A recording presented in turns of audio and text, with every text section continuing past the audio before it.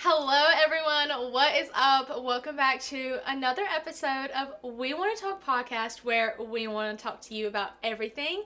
I'm Kaylyn. And I'm Alyssa. And we're your hosts. Welcome back to another week. I know y'all are probably still adjusting to us doing every other week instead of every week. Honestly, we are too. It's really weird. It is. Not recording one every week or recording two and then uploading one every week. It's like super weird. It's definitely an adjustment for us too, but I feel like this is just really like better for us, better for y'all. We've said that in like the last 2 episodes, but in case you haven't listened to those and this is like your first one back in a little while, that's kind of what we're doing. It's just working out a little bit better for us with our time, especially with the holidays coming up too. Right. We have been so busy. It is very relieving to not have to come here every week. Yes, so. And I'm going out of town next week. I'm going out of state, and so it just works better for us. So we're actually recording this way earlier than I feel like we usually do. We are. But I have to have time to edit before I go out of state next week. Yes, you're going to have so much fun. I know, I'm excited. I'm jealous. I know you are. But okay, y'all already know the drill. Wherever you're listening, make sure you like, subscribe, share. Y'all already know that helps us so much. Leaving us a rating helps. All of the above. I even find myself forgetting to go and rate. I do or too. like the episodes. Yeah. I'm like, this is like supposed to be like a given for me, and I forget. I never do. I know. I think I like the first 3 and then.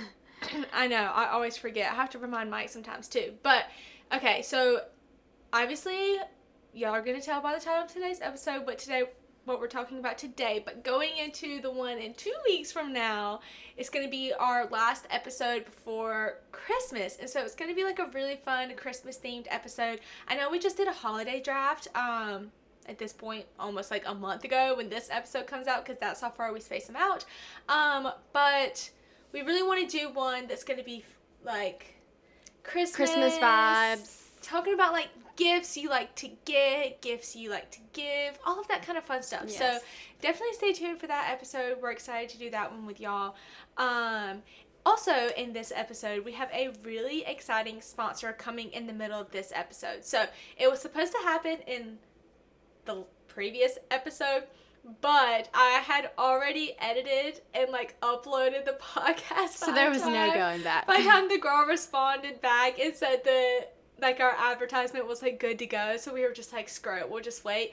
So please actually listen to it, even if this is the only time you listen to it and you want to skip through it the next weeks, listen to it, because we worked hard on it. We're super excited to finally have a sponsor. I know it's a little aggravating for y'all, but for us it means we're growing, so yes, and it helps listening. Us out, helps us be able to keep doing this. So with that being said, I'm sure you can tell by the title of today's episode, we are talking about red flags versus green flags. Relationship edition. Yes, I think giving relationship advice has been some of our like favorite episodes. Everyone's always requesting it. I don't know why.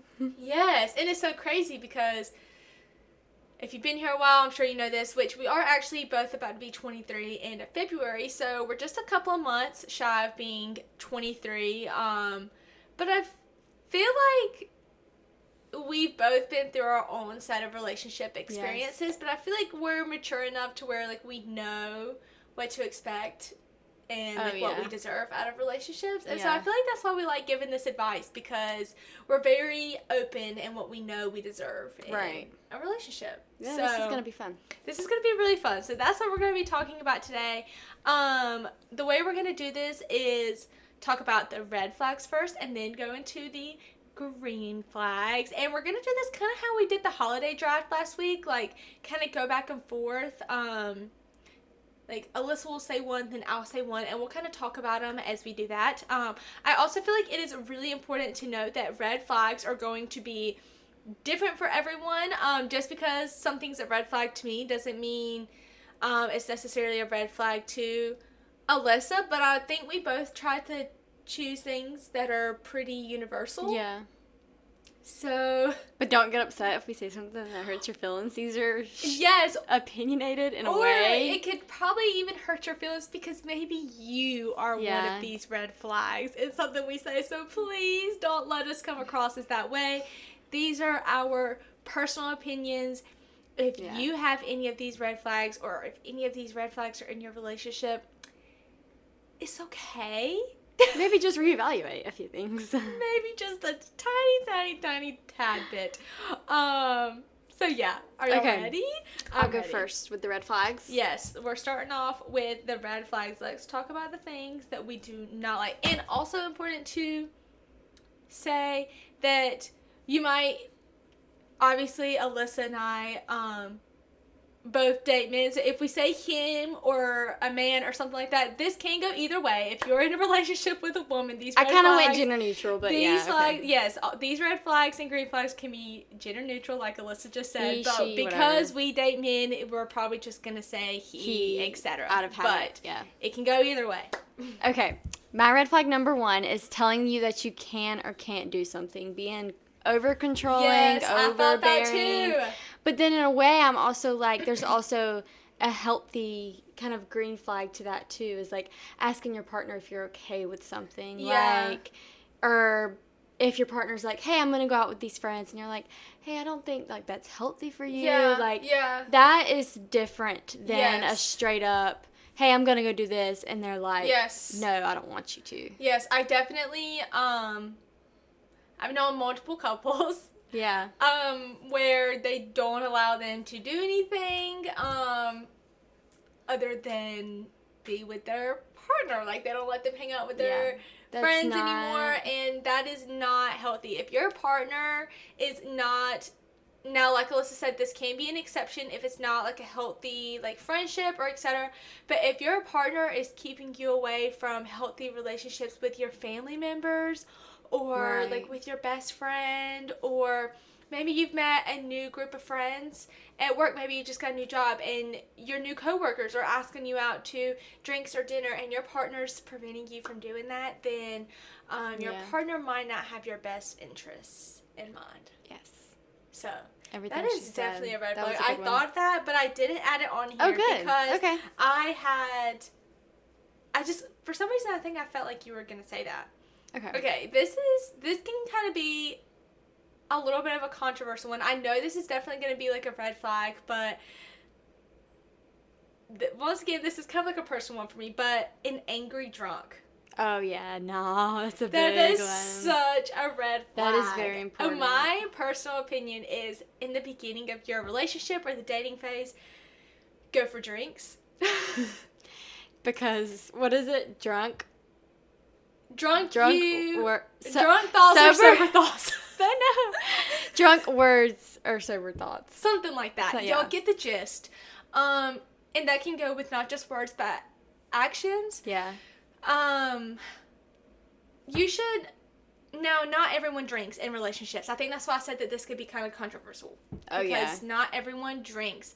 And so you and your partner might only drink once a year when you go to, like, a special occasion or something, but you should be able to have fun with your partner and not stress about if that person is going to be fighting someone at the bar or possibly even harm you.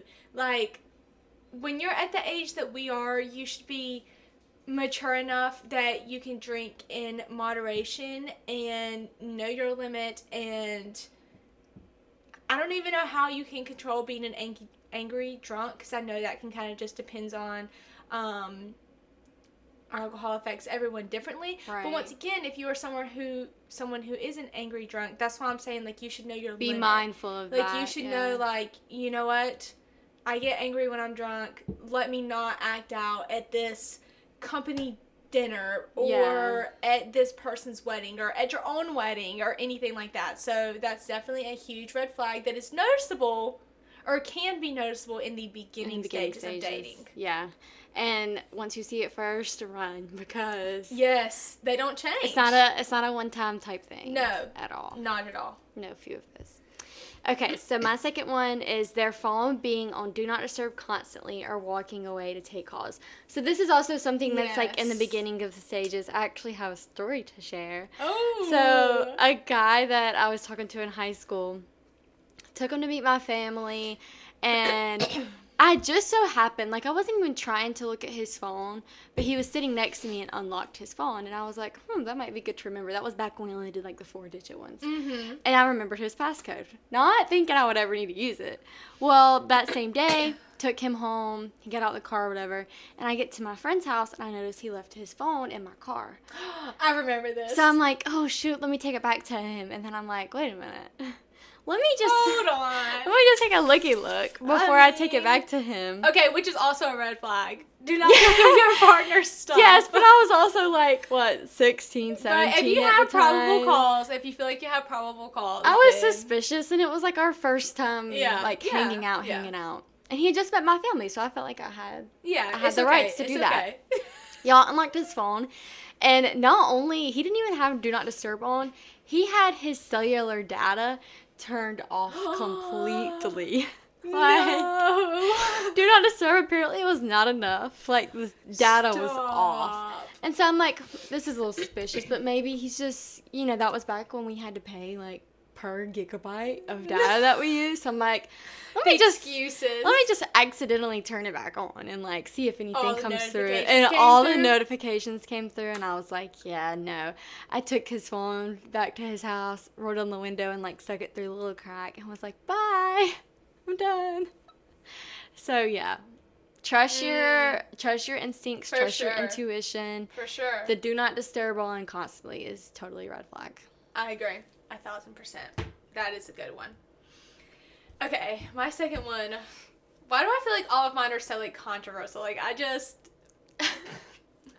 Okay, here's mine. Take this how you will. I'm going to go into in a little detail about it, but... Okay. Someone who expects you to be their mom. Absolutely. Or has those tendencies. Yes. Okay, so the reason why I said this could be controversial is because I put in here that sometimes women are nurturers. Like, for me, like, I'll say that, but then I'll fix Mike's plate for dinner. I'll wash my clothes. But those are things that I want to do for my partner. Mike doesn't necessarily expect them. I like doing them. But if we talked or touched a little bit on this in our roommates versus in a relationship episode. We did. So that's also a good one to listen to if you haven't. But I just feel like if your partner is expecting you to do everything for them that, like, you think that your mom did growing up, like cleaning up after everything, them. Picking up everything after them, putting their dishes away in the sink, or cleaning off their plate in the trash can, or picking up all of their like trash or anything like that. Think about it in this way: how can you expect your partner to take care of kids when they can't take care of themselves? When he's a kid himself. Yes, or even it comes down to emotionally too, I think, because it's like, if you need that reassurance, like a mother would, like that, that bonding. So I feel like that could go multiple ways. Yeah. Mommy issues. Yeah. Never heard that before. we just coined a term. Oh my gosh. So yeah, that was kind of my take on that. Just, I feel like this can also kind of tie in with when you're thinking about a partner and who you want to marry, who you want to be with forever. Think about seeing them as a parent. Like, can you see your partner being a parent to your kids? Like, the way that they act, would you want that to be an example to your kids? And if the answer is no, red flag. Red flag, time to find a new partner. That was harsh. Okay. My next harsh, one is the small acts of jealousy. Now, I more so mean, like, accusing you of talking to other people, or if you're at a work party and one of your guy work friends says something and they're like, oh, well, who was that? Like, the small accusations, or not even letting you go hang out with a group of friends where there's guys and he's not with you. Oh my gosh, I have a story. Oh, tell us. In high school, my ex-boyfriend, which if I talk about any stories, it's probably going to be from high school because I started dating my senior year of high school. So none of these stories are probably going to be about him. They're all going to be before him. But I had a lot of experience before him, I feel like. But in high school, a guy I was dating We were having a party at his house. You definitely are going to know this story. I feel like I was just telling someone this not too long ago. It was Brianna, I think I was talking to about it. We were just talking about this the other night. But he was having a party at his house. He had some friends from a couple counties over come. It was my first time meeting them. I am a very friendly person, especially when it comes to, like, my partner's friends. Like, all of Mike's friends, I absolutely love Mike's guy friends. They are like my friends. I'm extremely friendly like brothers and like to loving us, with yeah. them. Like they are literally like they're just like my best friends, and like Alyssa said, kind of like brothers. Like they're like my family too. And so I've just always been this way when it came to like my partner's friends. So anyways, he had these friends over, and I wasn't even doing anything crazy. I was just sitting in a chair beside one of the guys because where he lived, I had family in that city. And so I was like, oh, like, do you know so-and-so? And he was like, yeah, dude. I was like, oh my gosh, like, that's my cousin. Just like having a conversation. And my boyfriend at the time got so pissed at me that night, cussed me out, and told me that I was flirting. And I was like, no, like, you were literally sitting right there. Like, why would I flirt with this person right in front of you? And two, you're my boyfriend. Like, no, like, this is like your family. Like, I was being nice, your girlfriend and being nice. He was like, no, you're way too friendly. You need to stop that. And I was like, what? Yeah, that being is a friendly huge is a one bad to me. thing? The accusations and stuff like that, like, if it's in the beginning of the relationship, he obviously has trust issues, or she. It was in the very beginning of the relationship. And it won't stop. Like, it won't go away. It'll be a constant problem. Yes. It was... We actually ended up having more problems later in exactly. our relationship regarding that. So, yeah, there we go. There's that. This kind of ties in with what you just did, but kind of the opposite situation. And kind of one that you listed at the beginning, but major red flag for me is a cheater. I feel like that's definitely a universal one, a major one. Everyone is going to think of a cheater. But when I say cheater, I want to get a little bit more specific and say, especially in your 20s. I'm not saying if you cheat in high school that it's okay, but when you're in a date to marry. When yes, you know how they say your brain isn't fully done developing until your 20s? Okay, I believe that 1,000%. I am completely different than the person that I was in high school. Yeah. When it comes to relationships, when it comes to friendships, I have matured so much, even within the last two or 3 years. I agree, yeah. And so I think a lot of the things that we do in high school, we're just not really thinking clearly. But if your partner is cheating on you when you're in your 20s, etc., bye-bye. They know what they're doing, babe. I promise. Yeah. Like, they know what they're doing. They know that there's consequences to their actions, but they're still doing it anyways. Once again, it doesn't happen once, and I'm sorry, and it's gonna happen again. 1,000%. And I understand that sometimes there can be mistakes. Like, I know someone who has, like, cheated on her partner, and they're happily together, etc. So I know in some cases it can be, like, a really huge mistake. You didn't mean to, but I am just the type of person who... You know what you're doing. It's like an unforgivable. To me, it is. Yeah. That's why we were saying some of these can be personal. Because for me, if Mike cheated on me, bye. Bye. See you later. See you never. Yeah, like that to me is just an absolute no. So. Yeah. Okay, we kind of touched on this one too, but if they don't have other healthy relationships or friendships, if they can't keep a friend, if they're not.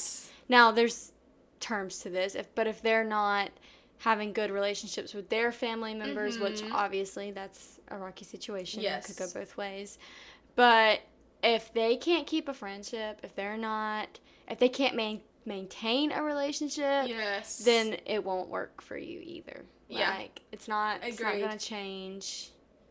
Am I the drama? Hi, it's me. No, but seriously, that's definitely a good point. It can definitely kind of, at some point you have to realize, like, who's the problem and who's not. Yeah. So, yeah. Can't fix someone. Okay. I have a personal experience with this one. Yes. Love the personal ones.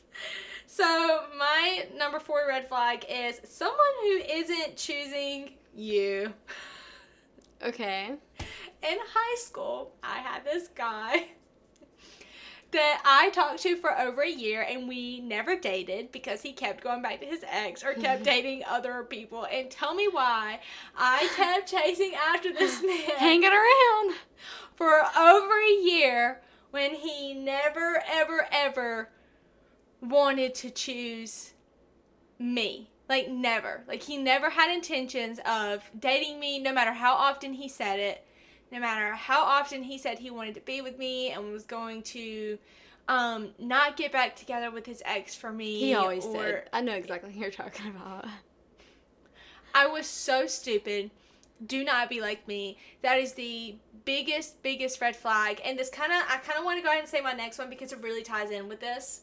Okay. And it's because the reason why I say it ties in with the same thing, but my main kind of story with this is someone who breaks up with you and strings you along but doesn't want to commit. And the reason why I say those tie into each other is because both of those have to do with non-commitment. Yeah. And not choosing you and wanting to be with you and commit to you. And I've talked about this on the podcast before, but there are so many Facebook groups that I'm in, and I see so many relationship advice like posts in this group. And one a girl posted was her boyfriend, they dated for a couple years, he broke up with her, and every month he'll kind of trickle back in. Yeah. And want to say something and kind of just like make sure she's in his back pocket. Yeah.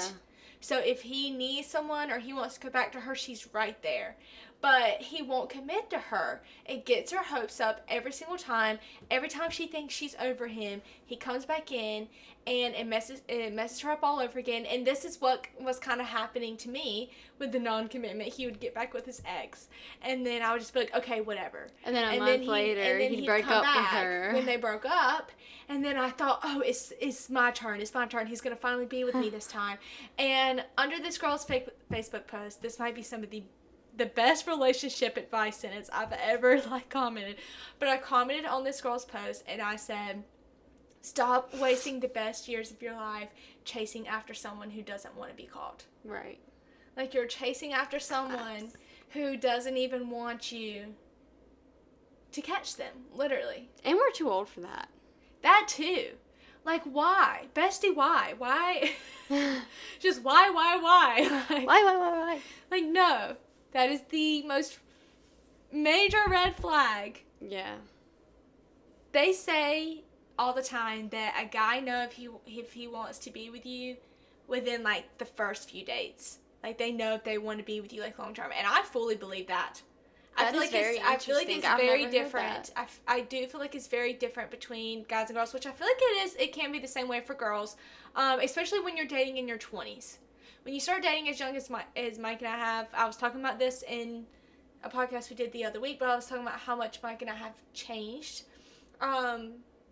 since we first started dating, but we've changed together, and we've conformed to, okay, he's changed in this way, so let me not change for him, but let me match him on that level to where we can both better ourselves, and yes, growing together is a good word for it. But when you're in your 20s, yes, you still have a lot of growing to do in your 20s, but I feel like it's just completely different than when you start dating as a teenager.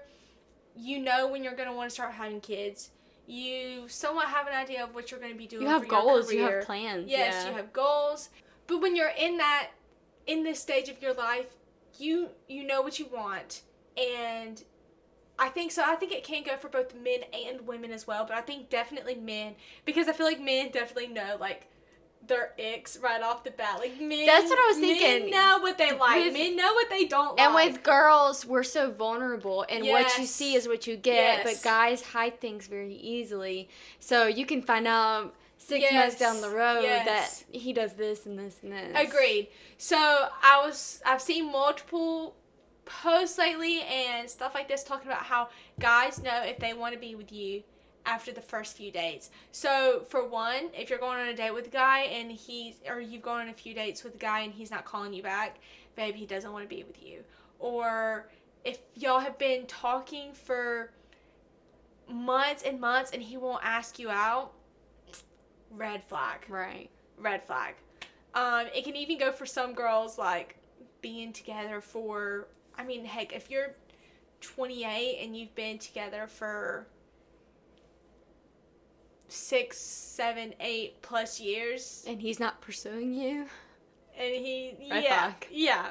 Y'all get the point, okay? That right there is, all of that is like a major red flag to me. I think it's because I've just been through it personally, and I know what it's like to not be chosen. Yeah. And, like, you know what that feels like. And I also know what it's like to be chosen. And I can tell you being chosen is way better than not being chosen. And chasing. Yes. Whoa, that was a lot of toxicity. Shake it off. Because of how toxic that was, we are going to move on to green flags. But before we do that, we're going to take a quick second and thank our sponsors for sponsoring today's video. So I wanted to let you all in on a little secret. A couple of months ago, I started doing online therapy through BetterHelp. Growing up, there was always a stigma around therapy, but I finally realized that it could be for anyone. Personally, I wanted to start speaking with a therapist so I could better myself for my marriage, my friendships, and my everyday life. BetterHelp is the world's largest therapy service, and it is 100% online. With BetterHelp, you can tap into a network of over 25,000 licensed and experienced therapists who can help you with a wide range of issues. To get started, you just answer a few questions about your needs and preferences in therapy. That way, BetterHelp can match you with the right therapist from their network. Then, you can talk to your therapist however you feel comfortable, whether it's via text, chat, phone, or video call. You can message your therapist at any time and schedule live sessions when it's convenient for you. If your therapist isn't the right fit for any reason, you can switch to a new therapist at no additional charge. With BetterHelp, you get the same professionalism and quality you expect from in-office therapy, but with a therapist who is custom-picked for you, more scheduling flexibility, and at a more affordable price. Get 10% off your first month at betterhelp.com/wewannatalk. That's betterhelp.com/wewannatalk. Okay, moving on to green flags, because that red flags topic was a little heavy. It was negative energy, that negative juju, toxicity. Let's move on to the positive traits in relationships, because although there can be many red flags, there can also be many green flags to look out for in a partner. So I think I'm going to start with mine on this one, and mine's a statement, I'm going to say, but it's definitely, you'll understand when I say it. But to me, I think the statement, love is patient, love is kind, is 1,000% true. Yeah. So my green flag is being with someone who is mature enough to have patience with you and learn to work with who you are as a person, because relationships are not easy at all. You're going to get frustrated with your partner. You're going to want to maybe punch your partner in the face sometimes. Yes. But it is knowing when to be patient in your relationship and when to love kindly and not harshly, because there are definitely multiple different ways to love someone. But to me, that just whole statement, that whole idea is a green flag to me. You started us off great. Thanks. Love it. Thanks. Okay. My first one is they are okay with open communication. So they can communicate their feelings well, let you know. Because guys are also very closed off. So it's like, yes, if you can't communicate with me something small about, hey, I'm not feeling great today, like I'm sad today. Snaps. If you can't communicate that, then you can't communicate anything. Yes. Like, Agree, communication is obviously number 1%. Yes. I mean, number one in a relationship. Yes. Even if, and this is going to tie into my next one a little bit, but even if your love language isn't words of affirmation or communication or something, communication is essential in a relationship. And I definitely agree that that is definitely something you need to have in your relationship. And if your partner is someone who doesn't communicate with you about anything, like their feelings, things going on in their life, then you're just going to constantly be shut out. Like when you marry someone or you're with someone, like you should be their go-to, their person. They should be able to open up to you and talk to you about things. So if they're not able to do that, then they're never going to open up to you, and you're never going to be like their equal and their person the way that they're yours. Absolutely. So. And like I said, this kind of goes into my second one, which is someone who understands your love language. So, for example, if your love language is words of affirmation, acts of service aren't going to do the same for you, and your partner knowing that and understanding that is going to be like a huge green flag. Because if you're someone who constantly needs like reassurance, whether it's while your partner's at work, you would love a, hey babe, like checking in, miss you, hope you're having a good day, like I love you, can't wait to see you later. If they're just coming home, and I'm trying to think of like a good example, like maybe your partner decides to stop at the store on the way home and get you your favorite candy. Like, okay, great, wow, that was so sweet. I don't want that because you didn't talk to me today. But it's not going to do the same thing for you as getting those words of affirmation, or reversed. You know, maybe you are an acts of service, and so you would like it if your partner helps you clean the house today. But instead, your partner wants to lay in bed and cuddle. Okay, well, while cuddling is great, I want your help cleaning the house. Yeah. You know, so everyone's love language is different. It's important that you and your partner take the love language quiz so that you know how to be there for your partner in the correct way. But if your partner knows what your love language is and they're still not doing what it is that you need, then that can be a red flag. But if they are, then that's a green flag. It's kind of funny you said that, because my second one is a love language. Like I put, they do small acts of service, which it doesn't have to be anything extravagant. Like Kaylyn said, like stopping on your way home from work and grabbing their favorite snack or drink, or making the bed when you don't feel like it, things like that. Or even remembering, hey, like she mentioned the other day that she wants this or she needs this done. Let me do this for her. When I was out of town this past weekend, I came home and the dishes were done. And it was nice. It was so nice. And the acts of service isn't even my love language, but it was still so nice and so refreshing coming home, the dishes being done, 2 loads of laundry being started and folded. Like, it was just like so refreshing. And it's just even something like that, like not having to ask. You don't have to ask for it, Yes, not having to ask. Like, it just literally, it made me want to be like, I love you today. Just today, maybe not tomorrow. You're up on a level 10 today. That's where you are. Okay, so is mine next? Yes, because you just said yours. Okay. This can be one that can tie in with a red flag and a green flag, but we're going to use it in a green flag, which I almost wanted to say it whenever you were kind of talking about you tying this in with the green flag, but having someone who loves their family and has a great relationship with their family. So once again, for me, this can be a red flag where if you can't separate your family from your partner. Like, there are situations where your parents can be wrong, your siblings can be wrong, and they're driving a wedge between you and your partner. You need to know when it's time to be like, okay, family, you're wrong. Or like, don't disrespect my partner. The huge debate that's always on Facebook, like, who comes first, your wife or your mom? Your partner. Your wife. Your partner, babe. Your wife comes first. Your husband comes first. Your family is a really close second, okay? A really close second. But you're not marrying your mom. Right. You're marrying your wife. Right. Your wife comes first.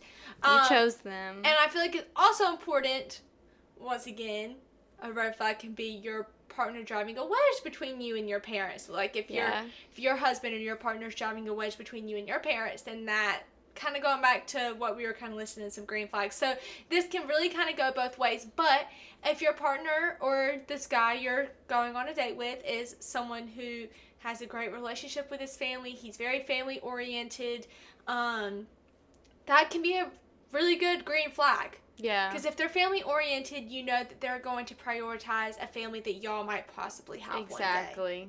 So that's where it can come in as a green flag. Yes, ma'am. So. Wow. That was mine. Okay. Mine is if he is respectful of your boundaries. Okay. So, like, if you need time alone, if you're not having a good day, you want time alone, I'll give that to you. Not overbearing, or even, like, no means no. Like, down to any situation. If you are not in the mood to have sex and your partner is not respecting the boundary of you not wanting to have sex, that is a red flag. That is a red flag. That's not a green flag. You definitely want someone who, if you say, you know what, I'm really not in the mood tonight, I don't want to, your partner should say, okay, that's totally fine, I understand. Yeah. I'll try again tomorrow. Try again tomorrow. Like, okay, great, please do. Because just because I'm not in the mood tonight doesn't mean I won't be in the mood tomorrow. Right. Try again tomorrow. But I don't want to right now. And if your partner's getting angry with you because you're not in the mood to, then that can definitely be a red flag, and you want someone who, like Alyssa said, is going respecting your boundaries, and it's okay when you say no to anything. Yes, definitely agree.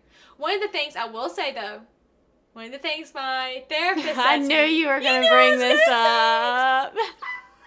One of the things my therapist said to me, which is such good relationship advice. My therapist said that if your partner is therapist on BetterHelp. Yes, my therapist on BetterHelp. But my therapist said to me, if your partner is constantly saying no, maybe ask, so, okay, if this is no, then what's yes? So I just feel like using, like, sex is such, like, a great example, though, because I feel like that's such, like, a topic in relationships that really, like, can cause, like, a rift. Yeah, a rift. But be like, or even do this back to your partner. So if your partner's respecting your boundaries, but you're only telling your partner no, maybe say, you know, maybe not right now, but maybe in an hour. Like, maybe I could shower first and brush my teeth, and, or, you know what, maybe tomorrow, or not feeling great tonight, but please try again in the morning. Or can we just lay down and watch a movie tonight? Yes, or, you know, maybe I'm not in the mood for sex tonight, but can you please still lay in bed with me and cuddle with me, and can I rub your back? Maybe you can rub my back, and let's still get that physical touch without doing the physical. Yeah, doing the physical. Great advice. Wow. Thanks. Love that. Okay. Oh, wait, I was next. You are next. I am next. And my next one actually plays off the one you were just talking about. So but then do you want to say it? No, it's okay. It's a little different. Okay. So my next three are kind of like short. I was like, I'm going into such like three long, more, which they're really short, I promise. Okay. Because I was going into such long explanations with these, I kind of wanted to dial it down a little bit. So my next one, no explanation needed. Someone who has goals, dreams, ambitions, etc., etc., etc. Snaps. No explanation needed. Literally no explanation needed. But in case you need one, babe. There it is. You do not want someone who just does not have any drive towards life at all. Like, you want someone, and not even necessarily coming down to, like, the being able to provide for you and buy you things. Like, you just want someone who is just, like, goal-driven, and it's not just sitting, hating life, and not wanting anything out of life. You want to be with someone who has goals to even go places. Yeah, like maybe travel, even if it's just 2 hours away. Like, there's so many different goals and ambitions you can have in life that don't just have to do with making money. Yeah. There's so many other ones that you can have for your that even can be based off relationship. Maybe the goal for the relationship can be getting a house together and getting married. You know, like, if you're not getting positive energy about life from your partner, then that's a red flag. Future, but you definitely, them doing that, it's a green flag though. So there was your explanation if you needed it. I'm going to go and say mine now because it kind of plays off that. but participating in their spouse's hobbies.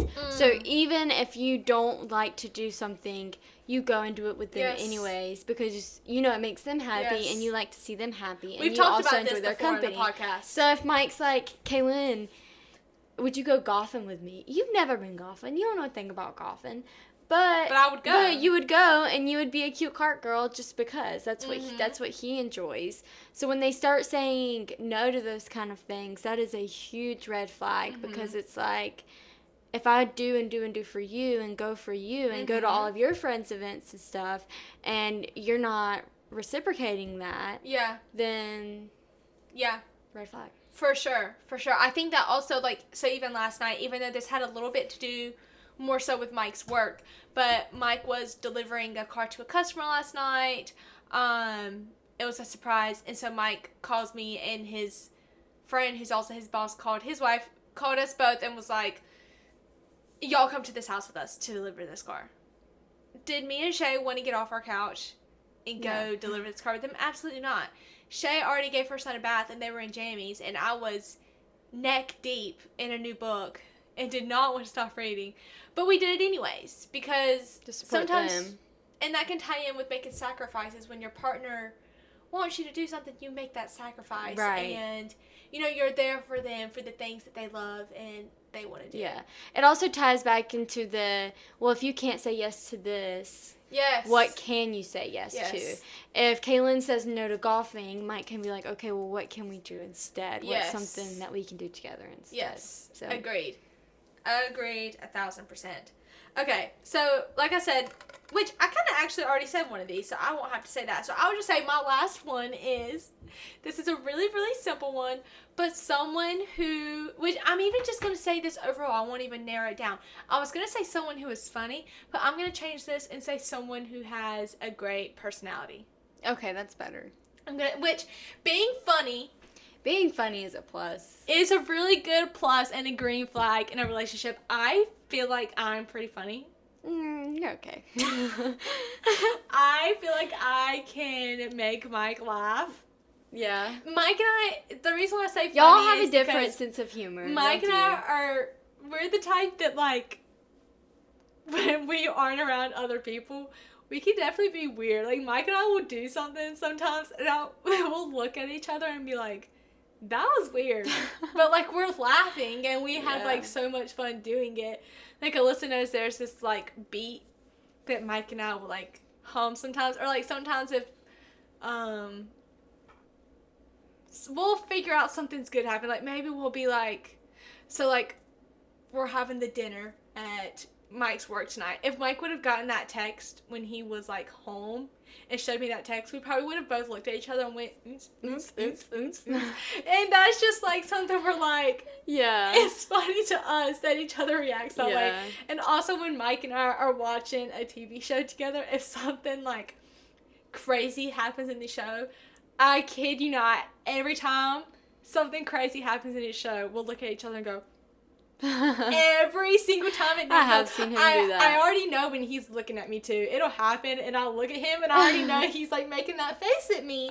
And to me, that is something that goes into just having a great personality, like being able to show, like, your true self to your partner, and like be able, even if you're acting stupid, like, it's okay, because, like, you're making your partner laugh and then, like, enjoy a situation. Like, it makes you enjoy watching the TV show more when you know your partner's gonna look at you stupid. Any event in life more enjoyable. So agreed, 1,000%. So I definitely feel like when it comes to relationships, it's really important to look for those flags. Look for the red flags, look for the green flags. Notice the difference between the two. If you're looking at a red flag, be like, okay, so what would be the green flag compared to this? What do I want to look for in my next relationship? Like, what am I not getting out of this one? And really looking for, I mean, it does suck having to go into a relationship looking for red flags. So you don't want to be the person that overanalyzes. That's true, like, too. You definitely don't want to be, like, constantly searching for them. Like, you just want something to be wrong. Yes, like, don't be like, what can I find wrong about this person? But if it's in front of your face and you can't miss it. If you have these red flags, on a dang billboard sign constantly behind your partner, then that's what we're saying. It's important to note these, know that they're red flags, know that these things are not okay. And or even noticing your own behaviors, like, oh, this is kind of a red flag. Yes, me. Noticing like, your own too. Let me change. Yes.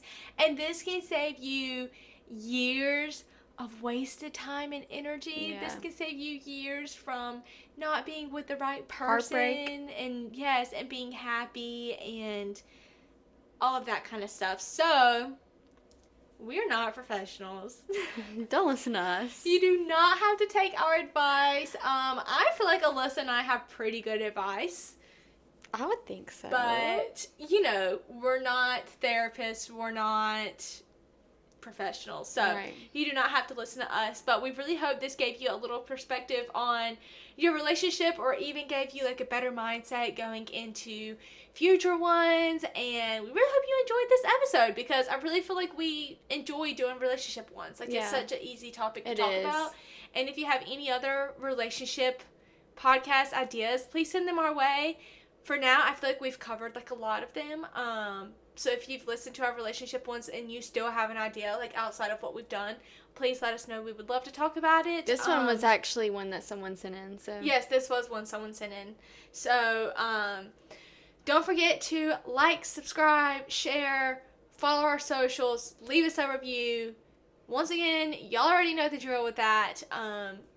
We love you guys us in so more ways much. than you know. We appreciate all of your support that we've gotten so far.